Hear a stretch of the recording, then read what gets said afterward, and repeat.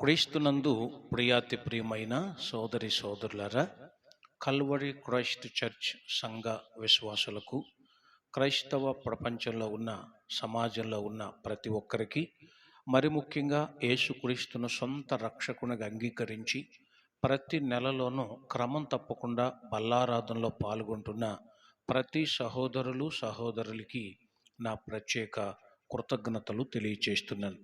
మనము ఆ, జూలై మాసంలోనికి అడుగు పెట్టేశాం.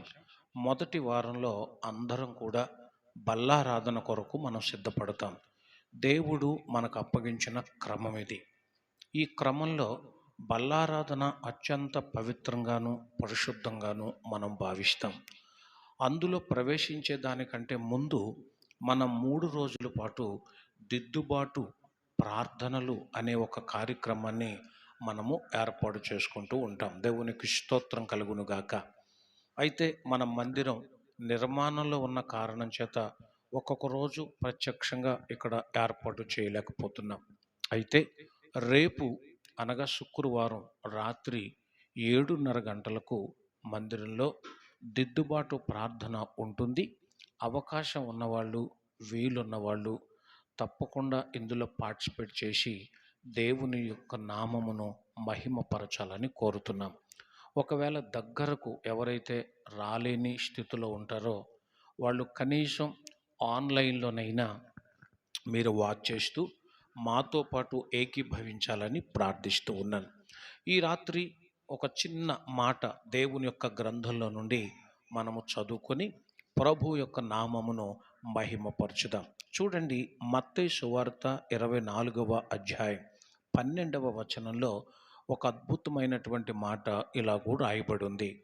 అక్రమములు విస్తరించుట చేత అనేకుల మధ్యలో ఉన్న ప్రేమ చల్లారిపోతుంది అని. స్వయంగా యేసు ప్రభువారు ఈ భూమి మీద సంచారం చేస్తున్నప్పుడు, ప్రజల మధ్యలో ఆయన సంచరిస్తున్నప్పుడు, ప్రజలతో సహవాసం చేస్తున్నప్పుడు ఆయన స్వ అనుభవం అనాలి. ఆయన కళ్ళారా చూశాడు సమాజాన్ని. ఆయన గమనించిన ఒక విషయం ఏంటంటే ప్రేమ చల్లగారిపోయిందట. మొదట్లో ఉన్న ప్రేమ లేదు, మొదట్లో ఉన్న ప్రార్థన లేదు, మొదట్లో ఉన్న వేడి లేదు, మొదట్లో ఉన్న ఆ వాడి లేదు. ఎందుకు ఇలా జరుగుతుంది అని స్వయంగా ప్రభువే ఆలోచించి తన చుట్టూ ఉన్న సమాజానికి, ఆయనను నమ్ముకున్న మనకు తెలియచేస్తున్న ఒక గొప్ప మాట, అక్రమము విస్తరించుట చేతే ప్రేమ అనేది చల్లగారుతుంది అని. అక్రమము అనే మాట చాలా పర్యాయాలు నేను మీకు దీని భావం చెప్పాను. క్రమము లేకపోవటం అక్రమము, నియమ నిబంధనలను ఉల్లంఘించటం అక్రమము. అంటే ఆజ్ఞను అతిక్రమించటం. మొదటి యోహాను పత్రికలో రాయబడినట్టు ఆజ్ఞాతిక్రమమే పాపం. అంటే పాపం చేసినప్పుడు పరిశుద్ధత తగ్గిపోతుంది. ఇక్కడ ఈ 2 మాటలు మనం చాలా జాగ్రత్తగా గమనించాలి. అక్రమము విస్తరించుట చేత ప్రేమ చల్లారుతుంది, పాపము విస్తరించుట చేత పరిశుద్ధత చల్లారుతుంది. ఈ విషయాన్ని మీరందరూ కూడా గమనించాలి. మన అనుదిన జీవితంలో అబద్ధాలు ఆడటం, మోసం చేయటం, ఇతరులకు హాని కలిగించటం, ఇతరులను బాధ పెట్టడం, ఇలాగున కొంత తెలిసో లేకపోతే తెలియకో యాదృచ్ఛికంగానో ఏదో విధంగా జారిపోయేవాళ్ళు, పడిపోయేవాళ్ళు కోకొల్లలుగా ఉండవచ్చు. అయితే అప్పుడు ఏం జరుగుతుంది జీవితంలో అంటే ప్రేమ చల్లారుతుంది. ఈ ప్రేమ అనే చోట మనము భక్తి అని పెట్టుకోవాలి. ప్రేమ అనే చోట ప్రార్థన అని పెట్టుకోవాలి. ప్రేమ అనే చోట విశ్వాసం అని పెట్టుకోవాలి. ప్రేమ అనే చోట నమ్మకం అని పెట్టుకోవాలి. ప్రేమ అనే చోట స్థిరత్వం పెట్టుకోవాలి. అంటే నీ క్రమం ఎప్పుడైతే తప్పుతావో, అక్రమం ఎప్పుడైతే చేస్తావో, అన్యాయం ఎప్పుడైతే చేస్తావో, ఆజ్ఞను ఎప్పుడైతే అతిక్రమిస్తావో పాపం చేస్తావు. పాపం చేసినప్పుడు నీలో ఉన్న పరిశుద్ధత కోల్పోతావు. ప్రేమ చల్లగారిపోద్ది. భక్తిలో ఉన్న వేడి ఉండదు, ఆ తీవ్రత ఉండదు. ఆ తీవ్రత లేక ప్రభువు మీద మనము గాఢమైనటువంటి భక్తిలో ఇమిడిపోవలసిన మనం లోకంలో ఉన్న గాఢతలోనికి వెళ్ళిపోతున్నాం. అందుకని దిద్దుబాటు ప్రార్థనలు ప్రతి సంఘానికి చాలా ప్రాముఖ్యం. క్రైస్తవ సమాజమా, క్రైస్తవ సహోదరి సహోదరులారా, యేసు రక్తాన్ని తాగటానికి, యేసు శరీరాన్ని తినటానికి సిద్ధపడుతున్న నీవు ఏ అతిక్రమం చేశావు? ఏ అక్రమం చేశావు? అలాగ అక్రమం చేస్తే, అతిక్రమం చేస్తే అది పాపం కదా. పాపము వలన వచ్చు జీతము మరణము. ఆ మరణం ఏ రూపంలోనైనా రావచ్చు. మరణానికి పలానా కారణం అంటూ ఉండదు. మరణం మాత్రం తథ్యం, అంతే. జీవితంలో మరణం అనేది వస్తుంది, కానీ పాపం వలన వచ్చే మరణం వల్ల మనకు నరకం గమ్యం అవుతుంది. ఆ నరక కోపంలో నుంచి తప్పించుకోవడానికి యేసు ఈ లోకానికి వచ్చి కలువరి శిలువలో తన రక్తాన్ని కార్చి చిందించి మనలను కడిగి తన ప్రాణాన్ని బలిగా పెట్టి ఆ నరక కోపం నుండి, పాప బంధకాల నుండి మనల్ని విడిపించాడు. We are the separate people from the sin, from the world. ఈ లోకములో నుండి, ఫ్రమ్ ది డార్క్నెస్, చీకటిలో నుండి మనం వేరు చేయబడ్డాం. వీఆర్ ఎ సెపరేట్ అంటే ప్రత్యేకింపబడిన వాళ్ళం. సో ప్రత్యేకింపబడిన జనాంగమైన మనం ఇతరులకు దీవెనకరంగా ఉండాలి, ఇతరులకు ఆశీర్వాదకరంగా ఉండాలి. నీ జీవితం ఎలా ఉంది? నీ భక్తి ఎలా ఉంది? ఈ ఈ ఈ నెలలో అనగా గడిచిన ఆ, ఆ, జూన్ మాసం అంతా ఎలా గడిపారు? ఎలా గడిచింది? జూలై మాసంలోకి వచ్చేసాం కదూ. జాగ్రత్త. వాళ్ళను సమీపిస్తున్నప్పుడు దిద్దుబాటు అనేది చాలా ముఖ్యం. అతిక్రమం చేయటం వల్లే అపవాది మనల్ని పట్టుకుంటాడు, వాడికి అదే బలం. అందుకని అలాగున ఆ అతిక్రమం చేయకుండా మంచిగా దేవుని యొక్క సన్నిధిలో మనందరం ఉండాలి అని ప్రభువు పేరిట నేను మీకు మనం చేస్తున్నాను. మరి పొరపాటున అతిక్రమం చేశాం, పొరపాటున అనకూడని మాట ఏదో అనేసాం, పొరపాటున అపార్థం చేసుకున్నాం. ఎలాగ దీని నుండి విడిపించబడటం అంటే, సామెతల గ్రంథం 28వ అధ్యాయం 13వ వచనంలో ఒక మంచి ముత్యు లాంటి మాట ఒకటి వ్రాయబడింది. అతిక్రమములను దాచిపెట్టువాడు వర్ధిల్లడు, వాటిని ఒప్పుకొని విడిచిపెట్టువాడు కనికరం పొందుతాడు. నా తండ్రి కనికరం, దేవుని యొక్క కనికరం, దేవుని యొక్క కృప నువ్వు మరల పొందుకునే అవకాశం దేవుడిస్తున్నాడు. ఎప్పుడు? ఒప్పుకున్నప్పుడు. Just confess your mistakes, just confess your sin, then God will show his mercy upon you. దేవుడు నీ మీద తన కృపను చూపిస్తాడు, తన జాలి నీ మీద ఉంటుంది. అప్పుడు అతిక్రమం అనే అపరాధ భావంతో ఉన్న నిన్ను దేవుడు క్షమించి విడిపించి పరిశుద్ధుడుగా, పునీతులుగా దేవుడు జరిగిస్తాడు.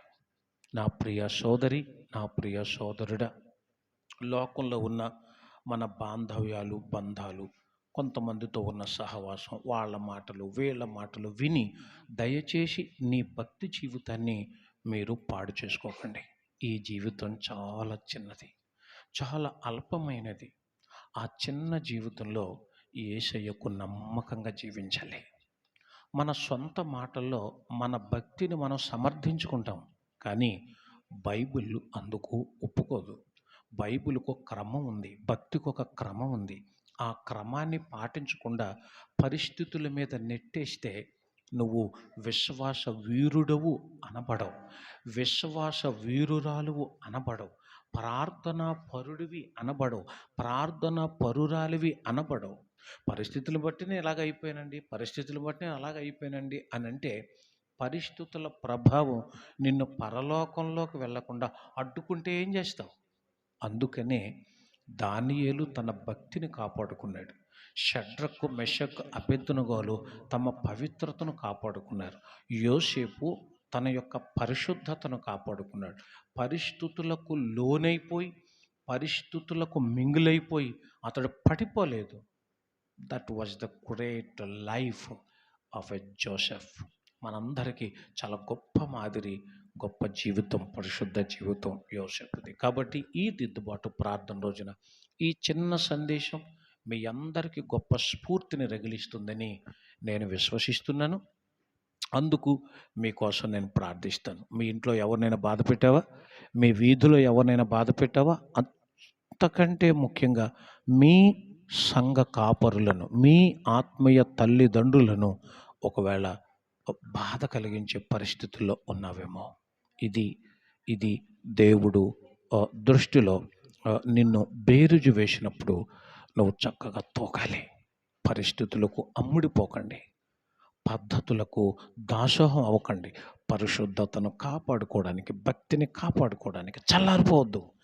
వేడిగా, ఉజ్జీవంగా ఉండాలి. అలాంటి కృప యేసయ్య మనందరికీ అనుగ్రహించునుగాక. ఆమేన్. ప్రార్థన చేద్దాం. ప్రేమగల తండ్రి, మీకు వందనాలు ప్రభు. ఈ రాత్రి దిద్దుబాటు ప్రార్థనలో పాల్గొన్న మా ప్రియమైన సోదరి సోదరులందరినీ కూడా మీరు దీవించండి, ఆశీర్వదించండి. ప్రత్యక్షంగాను పరోక్షంగాను ఎవరైతే ఈ కార్యక్రమంలో పాల్గొన్నారో వాళ్ళందరినీ కూడా దీవించి ఆశీర్వదించి మీ నామానికి మీరే మహిమ తెచ్చుకోమని. ఒక పక్క మా మందిరం యొక్క పని జరుగుతుంది నాయన, ఆ పనిలో మీరు మాకు తోడుగా ఉండండి. అద్భుతమైన ఆర్థిక సహాయాన్ని కూడా మీరే అనుగ్రహించి మహిమను పొందండి. రేపు మీ చిత్తమైతే ప్రత్యక్షంగా నీ మందిరంలో మరి అనేక మందితో కూడుకొని మీ సన్నిధిని ఆనందించాలని కోరుకుంటున్నాం. తప్పకుండా మాకు సహాయం చేసి మీరే మహిమను పొందమని, మీ సేవకునైనా నా ప్రార్థన ఆలకించి అంగీకరించి మీరే మహిమను పొందమని యేసయ్య పరిశుద్ధ నామములో ప్రార్థించుచున్నాము పరమ తండ్రి. ఆమేన్, ఆమేన్, ఆమేన్. ప్రియ సోదరి సోదరులరా, మన కల్వరి క్రైస్ట్ చర్చ్ మందిరం నిర్మాణంలో ఉంది. ప్రస్తుతం ప్లాస్టింగ్స్ జరుగుతున్నాయి, అలాగే వైరింగ్ జరుగుతుంది, కరెంటు పని జరుగుతుంది. ఇవి చాలా ఖర్చుతో కూడుకున్న పనులు, మీకు అందరికీ తెలుసు.